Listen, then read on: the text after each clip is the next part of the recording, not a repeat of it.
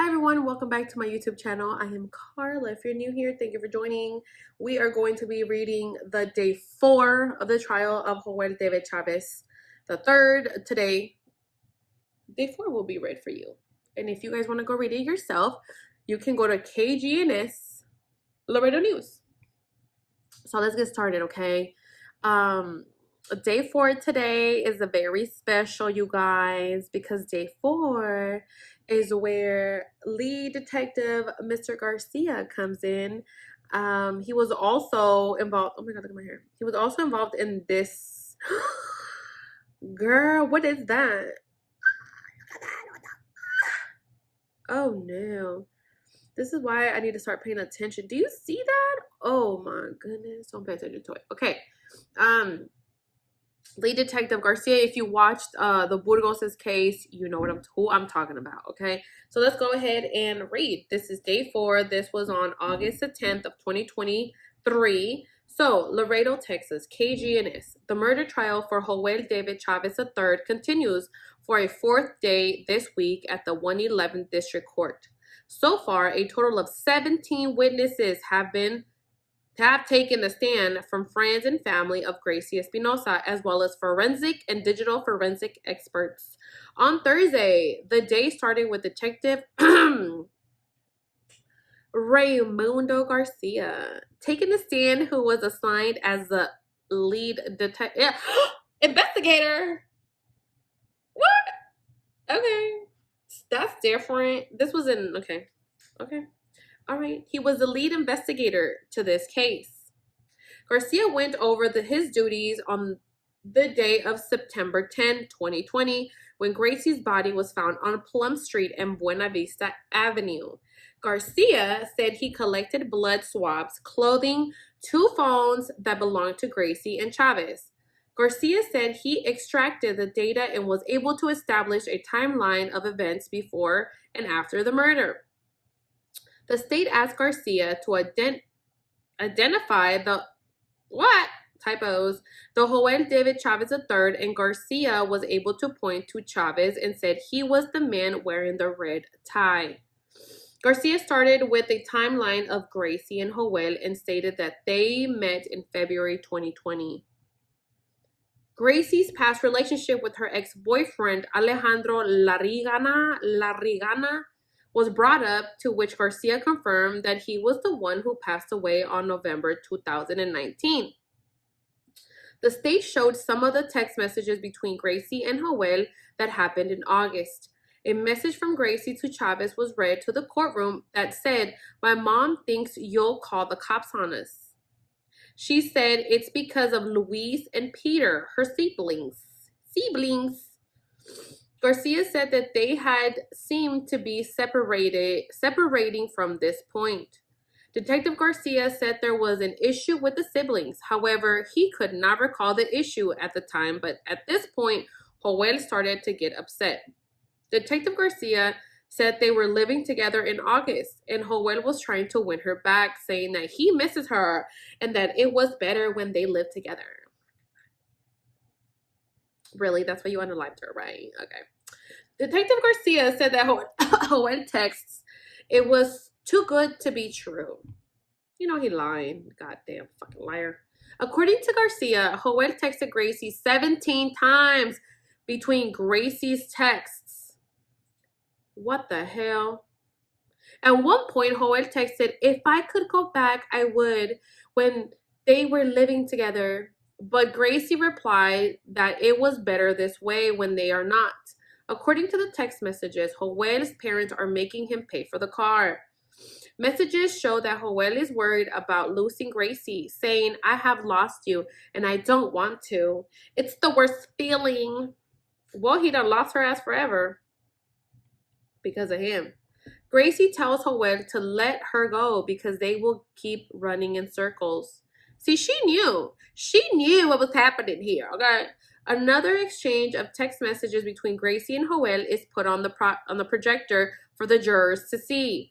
In one of the messages, Joel claims that Gracie lied to him about not telling him that she went on an interview for a job. So he's mad because she didn't tell him that she was gonna get a job. What? Okay. A little while after that, Gracie responds, what? Oh, what the hell is TBH? TBH. I don't want to date anymore. To be honest. Oh, there you go. I don't want to date anymore. Joel pleads with Gracie not to break up with him. Gracie responds with, you're always on top of me and I don't like it. Joel responds saying, you told me we wouldn't break up. Gracie continues that she has been wanting to break up for a while now and that Joel suffocates her. Joel continues to plead with Gracie to stay together and even at one point asks Gracie to talk on the phone. Gracie sent a message to Joel saying, you're a little too much to handle. Joel asked Gracie where she will be working at, but Gracie told him not to worry about it. Yeah, don't worry about it, fool. What the hell? Leave me alone. Joel continues to ask Gracie to stay together, even saying that they're about to hit their month anniversary. Okay, bye. Men don't care about these things. So that's a red flag. You know what I mean? Red fucking flag. At one point, Gracie got upset because Joel texted her mom. An exchange from August 2nd continues with the same pattern of Joel asking Gracie to stay with him. Meanwhile, Gracie says she doesn't want to be together. At one point, Gracie texts Joel, ya no quiero novio. And Joel claims to be crying his eyes out, saying that he doesn't deserve this. Oh my God. I gotta sneeze. See? Bullshit. Another long text message from Joel is shown saying that he did not go to work because he is hoping that it was all a bad dream. Where was he working at? They didn't tell us where he was working at. Where was he working at? That he didn't go to work. He was working at the HEB. Okay. At least he had a job. He continues to apologize and asks Gracie to stay with him. Detective Garcia continues to read more of the text messages between Gracie and Joel. After a series of text messages from Joel about staying together, Gracie responded with, do you want to be friends? Hell no. Joel responded to the message saying that Gracie will be talking to other guys and that it would hurt his feelings. Gracie contends that she is not talking to anyone and that I'm sorry, the fucking lies. And that is the end of the exchange. Another exchange on August 8th is read to jurors. Joel starts the exchange by saying his parents are selling his car and he doesn't want it to be sold. Later that day, Joel sends another message saying, I'm so happy about Gracie's pregnancy. This exchange happened a month before the murder. The state point out that Joel knew that Gracie was indeed pregnant. On August 11th, another text exchange is read where Gracie asks Joel for $2 for supplies to clean the shower. Hey, let me get $2. What the fuck? $2. $2.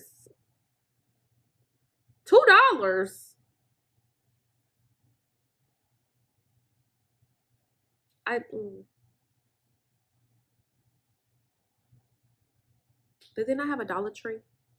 But why you need $2? $2?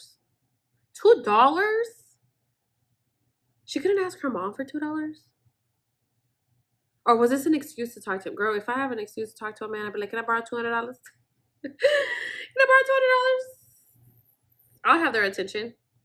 Joel then asks Gracie if she wants money for snacks, to which Gracie replies yes. Why didn't you ask for 10, girl?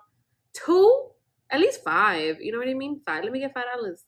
$10, whatever, but not $2. That stressed me out. Joel then asks Gracie if she liked any guys' pictures on social media. And Gracie said that she has not been on social media. Detective Garcia said that the two moved in together at that apartment on 1902 Frost Street a week before the murder. So this was not for their apartment. Another exchange on July shows that Joel had texted Gracie saying that he got a notification that her phone was low on battery. Joel said that he was not going to give up on Gracie. I wish the man would tell me that. I would not give up on you, Carla. And asked her to look past his flaws. He told, well, she didn't. Look what happened. He told Gracie that he was investing in her. Wait a minute. He told Gracie that he was investing in her and his goal was to see her smiling. Another exchange happened from July 5th is shown where Joel and Gracie were both upset. There was a miscommunication where Gracie was going to be, where she was going to be that day. A message shows that Joel is mad that she has male friends and is hanging out with them. How come he wasn't hanging out with her then? He needs to take a chill pill, you know? He sounds like a girl. Gracie confirms that they are her friends, but Joel said that he did not trust her. Joel said, it gets me thinking. Gracie said she does not care. Text reading continues. Gracie says, it's always you starting something. Gracie said that she doesn't mind when Joel sees his friends, but she can't see hers. Another text exchange from August 31 is shown where Gracie is going to a summer camp. Joel asks to go, but it is only for ROTC. Gracie lists all the steps that Joel would need to take before being able to go. Joel insists to go, but Gracie continues to tell him it's basically impractical. The state then went on to address the extracurricular activities that Gracie was involved in, specifically the ROTC program. The state asks about the summer camp that was referenced, but Detective Garcia doesn't recall any information on this. More text messages are shown from June 10. The first message is a message from Joel where he talks about having intercourse without a condom because he said, TMI, raw is amazing. Okay, little boy. Then on June 30th, another exchange is read where Joel said that he is signing the prenup. I don't know what fucking prenup. He wasn't even fucking married. He gets on my nerves. He gives me like Burgos vibes. Gracie, and she does too. Gracie said that she wouldn't leave him, but Joel said he has to be prepared. Maybe they were trying to get married. Another exchange on July 2nd, 2020 is read where Joel said that Gracie was cheating on him with the guy that she has on social media. Gracie said that she was not cheating on him and Joel calls her a liar. Jesus Christ. Another text message on the same day at around 1 a.m. states that Joel said he is going to make Gracie sign a prenup so Gracie wouldn't leave him. Can you do that? Can you do that? They're not even married. Dude, they were only together for like 3 months. And he's like, I'm going to make you sign the papers, dude. Don't leave me. That sounds like kidnapping. Because what do you mean? Okay, bye. The Google map of Joel's night was shown to jurors. Detective Garcia said that they were able to track Chavez due to pings on the Life 360 app from his iPhone. Detective Garcia pointed out that to Gracie's mom's house on the map. At 11:55 p.m., it shows that Joel was back on Plum Street at around 12:04 a.m. He is registered to be back at the apartment. According to the report, Chavez Chavez is at Frost Street at 11:19 p.m. on September 9th, and then he got back to his apartment at 12:04 a.m. on September 10th. The state goes over Grace's location on September 9th. At around 11:30 p.m., Gracie was by Meadow and LMC, which is the time she was picked up by Ryan. According to Gracie's Life 360 logs, she then traveled northbound on Meadow and headed towards Plum, towards her mother's house. Detective Garcia said Gracie was there that night. Gracie had left her phone with her sister and then left with Ryan to the new Cactus Motel on Santa Maria in Chicago. Okay, Cactus Motel. Prior to the arrival, they stopped at Planet Fitness on Carlton Road, where Ryan worked at the time. Detective Garcia said that Ryan took a photo of himself to send to his mother. This is just a bunch of mess, you guys. I'm gonna take a picture and send it to my mom. I never did that. You know, luckily, I'm sure my mom didn't believe me, but I never had to take a picture like, look, I'm here. That's more obvious. You know what I mean? Be smart, kid. Detective Garcia mentioned that during this time, they would not see Gracie's log of being at the Cactus Motel or Planet Fitness because her phone was at her mom's house. Gracie got to her apartment on Frost at around 1:18 a.m. She was with Ryan from 11:26 up to that point. According to the logs, Joel was traveling to the house at roughly the same time that Gracie was traveling to her mom's house. Detective Garcia said that Joel got home at 12:04 a.m., about an hour before Gracie got home. Garcia said that Gracie was dropped off by the intersection of Plum Street and North Buena Vista Avenue. That's where they found her body. Detective Garcia said they were worried about Ryan as a suspect at first. He said that they interviewed him at least 3 times, checked his phone, and corroborated his statements with video. Detective Garcia said they checked the McDonald's and Nixon video footage to make sure that Ryan's story checked out. Garcia said that Ryan got to the McDonald's drive-thru at 1:25 a.m. after he dropped off Gracie at 1:18 a.m. The video of the McDonald's surveillance video was played for the jury. The video showed the drive-thru and the moment where Ryan's orange Hyundai Tucson was at the restaurant. Detective Garcia mentioned that Ryan was seen wearing a mask, but authorities were successfully able to identify him. Whew. The McDonald's camera time was off by 8 minutes because it had the video time stamped at 1:18 a.m. Detective Garcia spoke about Ryan Mendiola and how they were able to rule him out by going through his phone, searching his house, his room, and collecting DNA. Ryan even offered a polygraph. Detective Garcia said he came out deceptive in one question. Do you feel responsible for Gracie's death? Detective Garcia said they did a subsequent interview right after the exam was done and they were able to rule Ryan Mendiola out as a suspect. Detective Garcia spoke about the question they had asked Ryan and said that he gave a satisfactory response, which is how it would come out as deceptive. Detective Garcia said they even looked at another person of interest, identified as Ivan Estrada, who made the post on Facebook saying that he killed Gracie. Garcia spoke about when they brought in Ivan for questioning and say that Ivan did give an alibi. Garcia said they did check Ivan's phone data, but there was nothing in his communications that pertained to Gracie Espinosa. Ivan took a polygraph exam and Garcia said he passed.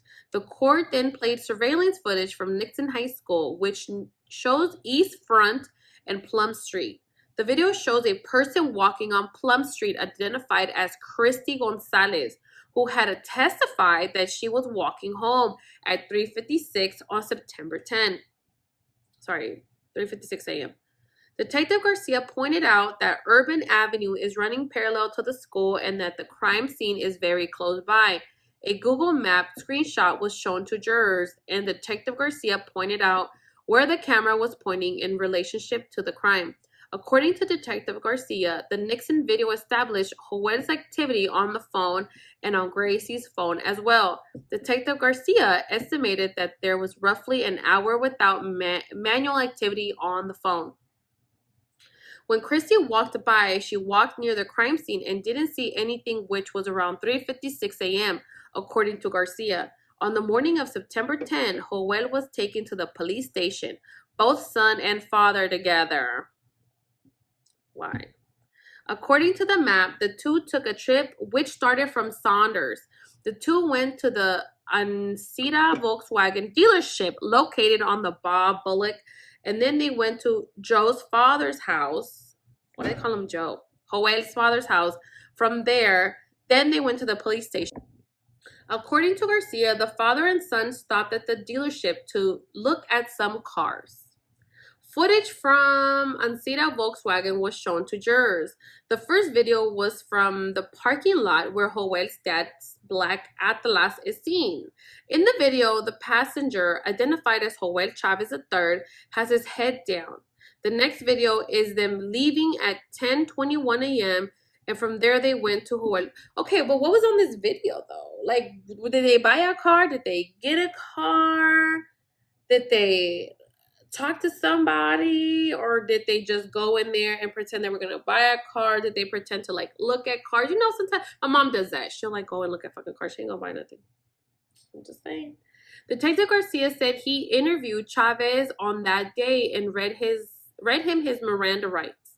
Chavez signed off waiving his rights on September 10, 2020 at 1:15 p.m. Another Miranda warning sheet was signed at 6 p.m. At around 6 p.m. Detective Garcia explained to jurors that the first interview was to get as much information as possible and the second was more of an interrogation. Garcia said they let him go after the first one and brought him in after learning more. After a lunch break, the jury was led back into the courtroom and the interrogation video of Joel was played for jurors because we want to see that video. So where the fuck we find it? We would love to see that video. In the video, Joel is her saying, God, please, at one point. The video, maybe not like that, you guys. The video shows at timestamp of 1:15 p.m. Video shows the moment Garcia tells Joel that he is the person of interest in the murder of Gracie Espinosa. In the video, Chavez tells Detective Garcia that she is 2 months pregnant and that he is going through his day starting work at the HEB on Saunders. Chavez then goes on to tell Garcia that Gracie got home at 1:18.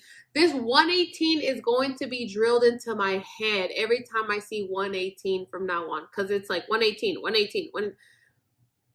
Yeah, 1:18. Garcia said that this piece of information stood out to him because it was one of the only times that Chavez was specific. Other times, he was more general. Another clip of the video, Chavez said that he kept Gracie's phone because he was paying for it, but he only gave him money to pay it off. What the fuck? Girl, bye. Cry me a river, sir. Freaking iPhone 8. Are you kidding me? That's a girl move. More video of the interview is played for jurors, and Chavez is speaking fast and is very hard to hear because he was wearing a face mask at the time. During one clip, Chavez tells Detective Garcia that he was going through Gracie's phone and saw messages from Ryan. Ryan, we needed like Ryan. Ryan. If you know Ryan, tell him that we said what's up. We want to interview him. According to Detective Garcia, Chavez said that this happened before she left the apartment. Chavez told Garcia that he saw the Life 360 app and did not go after her, but he checked a couple of times to see if she was outside. Video shows that Chavez continues to share his side to the story when Gracie arrived at the apartment without any interruptions from Detective Garcia. Chavez told Detective Garcia that he went to sleep at around 5 a.m. And when he got home, he went to sleep at around 5 a.m. And when he got home, he was wearing his red HEB shirt, black pants, and black shirt. Maybe he went to work? Photos of inside the apartment were shown to jurors. I wish I could see these pictures. To jurors that showed the white Converse shoes that Chavez was believed to be wearing right next to a box of black large trash bags. Another clip of the interrogation video is played, and Chavez tells Detective Garcia that Gracie got dry with him and that she didn't love him anymore when he wanted to get lovey-dovey. More footage of the interrogation video is played for the jury. At one point, Garcia asked Chavez if it was normal to write down times from the 360 app, and Chavez said that it was. More of the video continues to be played for jurors. Chavez sounds exasperated in telling his story his side of the story.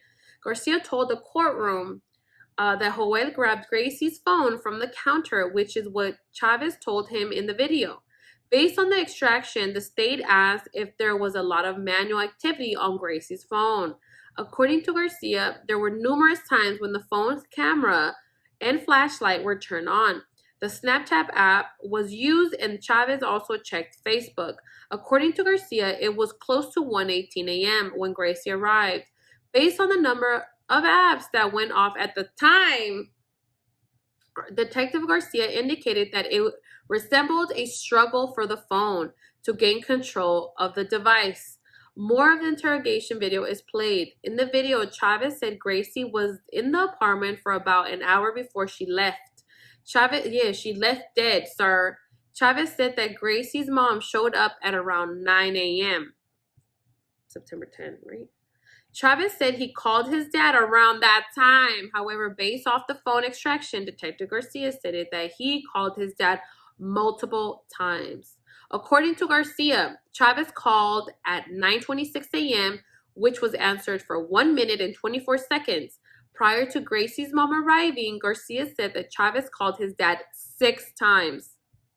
In the I think his daddy has something to do with it. I think his daddy was like, what the fuck did you do now? ¿Qué hiciste, mijo?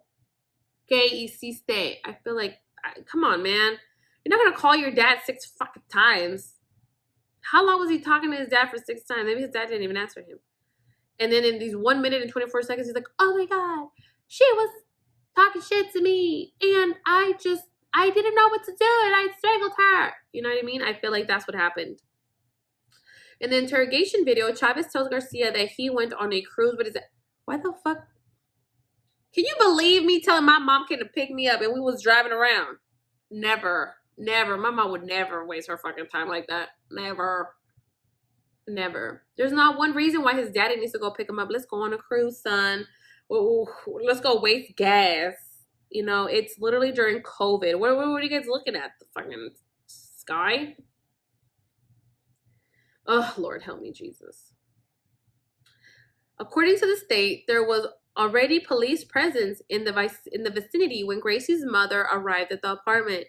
Detective Garcia said that you could see the crime scene from the front door of the apartment, to which Chavez claimed that he had not seen her yet. Let me tell you something, sir, because I've already read this, but I forgot. You can see the crime scene from your door. Okay? You are obsessed with this girl. Okay? You were tracking her to the T. He's looking. Where is she? Looking. Where is she? And there's no way he took her phone just because he wanted to track her. Come on, man. You're not going to take their phone. You'd be like, yeah, take your phone. Take your phone. And there's no way that she leaves and then she gets murdered. And then you being you come out and you're walking and if you're turning, you see somebody laying on the floor, you're going to see. And I think her jacket was like purple or something. So it wasn't like a color that would like blend into the dirt. You know what I mean? It's a bright color. You would see that. Especially if you knew she had that jacket. You would see it. You know what I mean? When you, ¿cómo se dice? Like, when you know of things or you know you have a certain item and you know what it looks like, it gets like clicked onto your brain or something. And when you see something, you're like, that looks like my fucking shirt. You know what I mean? Lies. How you not gonna see her yet? You get out of here. That's because you put her there, sir. You and your daddy probably put her there. I'm just saying. I'm just fucking saying. I don't know. Because he did. Hey, come on, man. He called his dad. His dad came and picked him up at whatever time this was. You know? Oh, I'm going to go pick you up. We're going to drive around. That's a lie. If you're in Laredo, how many of y'all get picked up by your parents and get drive around? The state pointed out that Gracie's mom went looking for Gracie while Chavez. But earlier in the interview, Chavez said he was a little concerned in the middle of the night and contemplating calling Gracie's mom. But then, next day, he decided to go on a cruise, to which Detective Garcia agreed was accurate. Wow, did they go on a cruise looking for her? Did they go on a cruise looking for her and they didn't find her? They still didn't find her? Okay. You didn't see the cops after you probably got home? You didn't see the cops? You didn't say like, oh my God, it's probably her. Every time I see a cop and I haven't heard from Eric, I automatically think it's him. Just because I don't know. You know what I mean? Like, And he didn't even think like, okay, I worried about her. I'm going to go see. Hopefully it's not her. You know what I mean? I don't know. This man. Oh, God. Anyways. While on the stand, Detective Garcia went into details about what he looks for during an interrogation process. Garcia said, oh my God, we're only like halfway there, you guys. Garcia said that investigators look at posture, phrases, eye contact, and demeanor. Interrogation video shows the moment when Chavez learns about Gracie's death. In the video, Chavez is quiet for a long pause. And then puts his face into his hands. After a while, he proceeds with his interview. The video shows the moment when Garcia explains to Chavez that this is a homicide investigation and that whatever he says will be under review. Chavez then responds that he will cooperate and gives consent to searches. What a dumbass. I don't think he thought they were going to go to his dad's house. The waiver and the search warrant were shown to the jury and the video continues to play. The video shows the moment Detective Garcia leaves the interrogation room and Joel is by himself. Joel buries his hands into his face and the room is silent. The video shows the moment Detective Garcia returns with and gives Joel some water.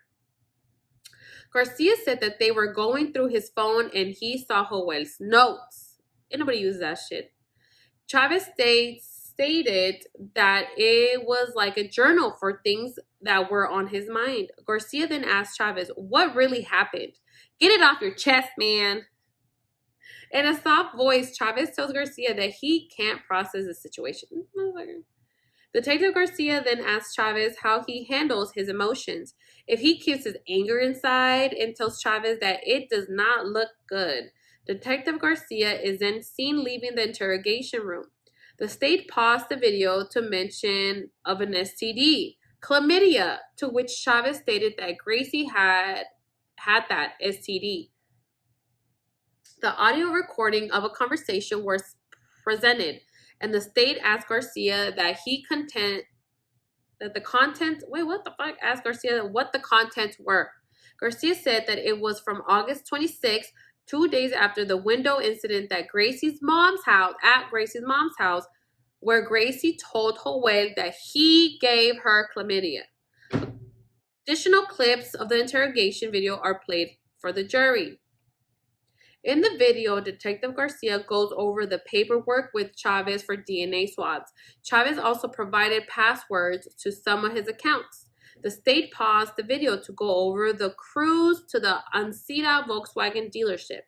Chavez said his dad was going to show him a new car, but the car was parked at his dad's house, was an Atlas that had temporary plates that expired in November, indicating that they already had a new vehicle. Let me read that shit one more time. Chavez said his dad was going to show him a new car, but the car that was parked at his dad's house was an Atlas that had temporary plates that expired in November. Why the fuck are they looking at new cars when they're literally trying to sell his damn car? They want to sell his car for a reason, probably because he's being an idiot, and so they're trying to sell his car. So, okay, let me go show my kid a car because I want to get rid of his Camaro and I'm going to buy him a whole new car. What? This is just an alibi that they're trying to come up with because that's BS. Vamos al dealership para que digan que ahí estabas. Yeah, that was after she was murdered, dummy. The first interrogation video is shown, which is roughly 4.5 hours long. Holy Jesus. The court goes over Joel's person in the video and discusses his demeanor, his hands, and his body after he asked to take off his shirt. The video shows when Chavez is asked to give his clothes to detectives. He was then seen wearing a white one-piece jumpsuit. Garcia said they are letting him go and then went over more paperwork and consent for search forms. Garcia said they had consent to search the apartment on Frost Street and Chavez's phone. A piece of evidence that was seized from the apartment was a mop that Garcia said was still wet. Garcia said the mop was never sent for the test. Garcia, you messed up. Garcia, if you're listening to this, you know you messed up with the mop. Don't play. Don't play. Garcia adds that a cowboy's bed sheet from the apartment and the mop were not recovered on September 10. But after the search warrant, or maybe that's probably why they did it, because they're like, oh no, they should have still done it. What the heck? It was recovered on September 14th. Garcia, you know damn well Joel was not staying up in that apartment. You know he was scared. Garcia stated that there was a time period between releasing him and when the search warrant was obtained.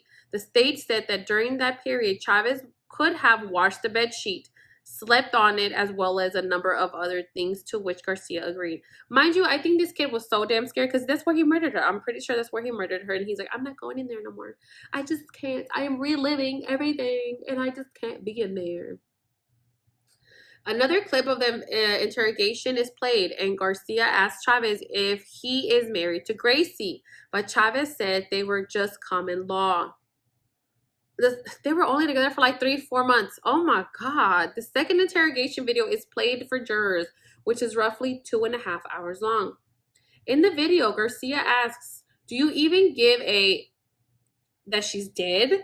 You don't seem like you're sad. She was carrying your child. Garcia tells Chavez that he is not acting right. We know you killed her. We just want to know why. She was a potential mother of your child, said Detective Garcia as he continues to press Chavez about what happened. I'm giving you an opportunity to tell me the truth, but you're just okay, said Garcia. In the video, Garcia mentions that Chavez looks defeated and asks Chavez if he knows what a homicide is. Oh, this is long. Video shows another detective entering the room and plead with Chavez to come clean, saying, you can't change what happened. The detective tells Chavez that he is really good. He's a really good guy and has a good heart, but they're trying to sympathize with his situation. After pressing Chavez, he replies that he got bothered when Gracie started texting the other guy and that Chavez wanted to spend the rest of his life with her. Chavez then opened up to detectives about his relationship with Gracie and the things that bothered him. While both detectives continued to press Chavez, meanwhile, Chavez said that he is sticking to his story and that he was at the apartment. Detectives tell Joel that there is an overwhelming amount of evidence against him. There sure fucking is. There sure is. In the video, both detectives try to beg Chavez for information and say they can help him if he tells them what happened. In the video, Chavez repeats that he was bothered with Gracie and repeats the event of the day until he becomes silent. Whether it happens today, whether it happens tomorrow, you're going to have to face the music. You know you want to scream it out. You don't want to hold it in forever. This is the best time when the help is there, said the detectives in the video. Meanwhile, Joel stays silent and motionless. Oh my God, he froze. Chavez tells the detectives that he has been corroborating and helpful. Chavez then asks the detectives about the process of what happens next. You're going to prison, sir. That's what happens next. The detectives then explain that they will present their findings to the district attorney's office, who will set a bond. The detectives say there will be more damage if he does not comply. Video shows detectives still trying to get a confession out of Joel, but he continues to talk about his relationship with Gracie and where it all went wrong. The detectives told Chavez to imagine the pain and suffering that Gracie's mother is going through, as well as Gracie's siblings. That man didn't care. That man did not care. He was only worried about himself and how he felt and what was going on with him. Detective Garcia asks Chavez to give Gracie's family a bit of closure. Video shows detectives continuing to press Chavez for a confession, saying that they want him to have some compassion. The detectives continue to press on, saying there's a dead daughter that her family is going to have to bury. Chavez continues to repeat the same thing over and over. I wonder when did they interrogate him? When did this happen? That same day or like what? Because I don't know when. Agitated by Chavez's response, detectives continue to say that they are not there to judge him, but to get to the truth. In court, Detective Garcia repeats that what Chavez said in the video, I didn't follow her. I just followed her outside the apartment. He didn't follow her. He just followed her outside the apartment. Okay. That's a damn lie. The jury is once again, okay, if he followed her outside the apartment, okay, cool. He must have seen somebody standing there. You know, must have sent them something, because she was literally found not that far away from her apartment, from this apartment. You could see the crime scene from their door. How he not, you know what I mean? The jury is once again shown photos of the crime scene. The first one shows a picture of Gracie's slashed neck that was purple and red. The next is another photo of the same injury. Detective Garcia then starts to go into some of his findings based off of Gracie's injuries. Garcia said that there is a pattern of 4 marks on her front neck. The state then moved on to Joel having both phones after Gracie left the apartment. According to Chavez, Gracie was at the apartment for an hour after she arrived at 1:18 a.m. Gracie would have left at 2:18 a.m. when Chavez would have had her phone.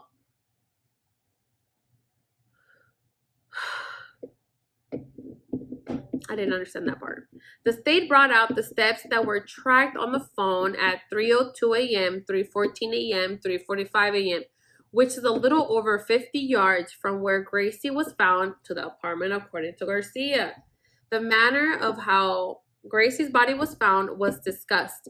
Detective Garcia said he noticed light lividity, the pooling of blood inside the body due to gravity. The state published that Gracie was found on the floor between the pole and the fence, but Gracie's arm was not inside the jacket. The jacket was placed on top of her, according to Garcia. A photo of the blood trail was shown to jurors. The state said that the murder did not take place at the site, which Garcia agreed. Garcia said they canvassed the area near the crime scene and there was no surveillance video whatsoever on Buena Vista. There was a residence north of the apartment that had a camera, but it was not working, according to Garcia.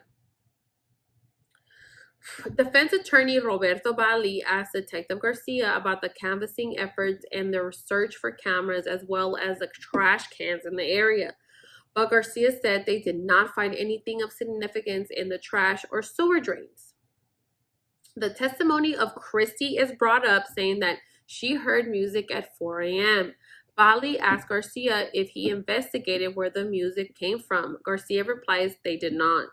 Video of Nixon High School brought into question. An automobile in the video was the same video of the street of the apartment complex, according to Garcia. Same side. Bali said that Garcia would have seen a person 2 times in and out of the camera, but cannot say how many yards or meters the person was from the car, to which Garcia agreed. Bali brought up Jaden Lopez and how Detective Garcia did not look at his kitchen for knives, but took Chavez's 2 steak knives from his apartment, and after the search warrant, they took a 3rd one. Well, I mean, come on. Like, why wouldn't they take all his shit? You know what I mean? They should have taken everything. Bali said all knives were not significant in regards of blood evidence. Bali continues to stress that detectives did not take any clothing, knives, or articles of items from Jaden Lopez's house. Who the heck is Jaden Lopez? I think Jaden is the one that made the post, right? To which Garcia agreed. Bali went into the searches. On September 10, a search started at around 6 p.m. Bali said that it allowed authorities to take any item that he thought was evidence, including a mop. On September 14 was the time Garcia did the search. They did took additional items out of the trash. I don't fucking know. They did take additional items out of the trash. And that's the end. They didn't even tell us everything else. Whew, that was long. Okay. What do you guys think of day 4? Very interesting. I want to give a shout out to Detective Raimundo Garcia. We love you, Detective Garcia. We are fans. We are fans of you, Detective Garcia, on my TikTok. We love you. We think you're amazing. We have one super fan of yours. If you're hearing this, if anybody shows him this, you're doing a great job, sir. Thank you for your service. You did great. You did great in Burgos. You did great at Gracie's trial. I think you do amazing work. And we seen you with your glasses, sir. We seen you with your glasses. So if you ever do come over to TikTok, come join our live Love Those Chismosas because we love talking about you half of the damn time we're there. But yeah, you guys, that was day 4. What do you guys think? What are your thoughts? What do you think? I will put the link down below if you guys want to go read it or, you know, go do something, research or something. Who's that? So yeah, that was day 4, you guys. Thank you for listening to me. I know it was a little long. Don't forget to like this video. And thank you for listening.